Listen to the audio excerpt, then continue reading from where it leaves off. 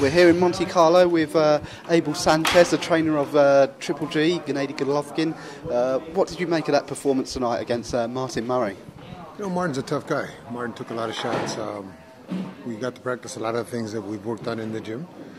I thought the referee could have stopped it several times somewhere in the middle of the fight, but the referee in the corner allowed Martin to take more punishment that was necessary. But I thought we fought a good fight. Not a perfect fight, but a good fight.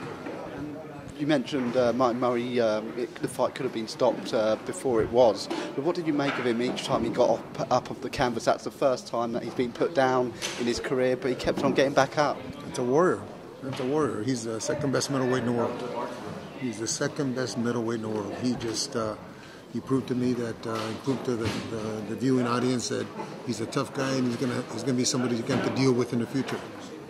And of course, Golovkin, that's now 19 knockouts in a row. I mean, what more can we say about Gennady? What more is there to come? We went 11 rounds today, which was the longest someone has taken him in his career. Yes, well, I think that we need some of those elite guys at middleweight to step up and want to fight him, and then maybe one of them break the streak. The knockout wasn't as important to me as the work we got in today. We got to practice a lot of things that we're working on in the gym, so it's very important. You mentioned getting the rounds under his belt. Is that something that you were pleased to see, getting 11 rounds in under his belt? Oh, absolutely. When we hopefully we fight the elite guys, so-called elite guys, we're going to need some of those things that we practiced today are going to be needed in those future fights. So not so much the rounds, but dealing with the prospect of somebody like Murray doing the things that he was trying to do in there, and then not allowing him to do those. Those may be some things that we may come across in the future. And there's another middleweight who holds a world title at ringside, Andy Lee, who fights Peter Quillin coming up. Is that a fight you think you'd like to take, another world champion? Well, we hope that the winner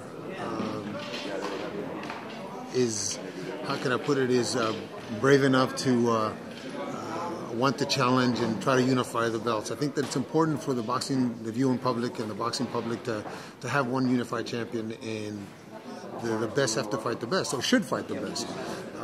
If Andy wins, I think we have a chance of Andy accepting a fight against us. If Peter wins, Peter just keeps making excuses about why he won't and why he can't and what he's going to do to Golovkin when he fights him, but that's all he does is talk. So we're hoping, or I'm hoping, that Andy does win so that we can get together. If Peter wins, hopefully, like I said, he doesn't make excuses and comes to the bargaining table with intentions of actually fighting. And some other names that have been mentioned, of course, Miguel Cotto and also Britain's Carl. Do you think they could be realistic fights? And you've obviously shown you're not afraid to go to different countries as well to fight. Oh yeah, he's willing to travel anywhere where there's a fight that makes sense for Golovkin. We're willing to travel. Cotto is the middleweight champion right now. He's mandated to fight Golovkin, and it's not this next fight, but the one after.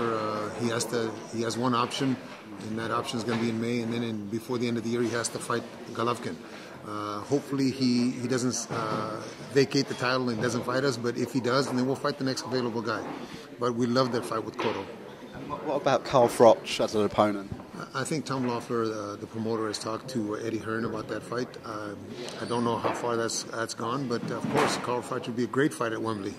And finally, it's a fight that's been in the making for a number of years. It got announced last night, Floyd Mayweather versus Manny Pacquiao. What are your thoughts on that one, and how do you see that one planning out come May 2nd? I think Floyd still wins, but it's a tighter fight than it would have been 5 years ago. But Floyd still wins the decision.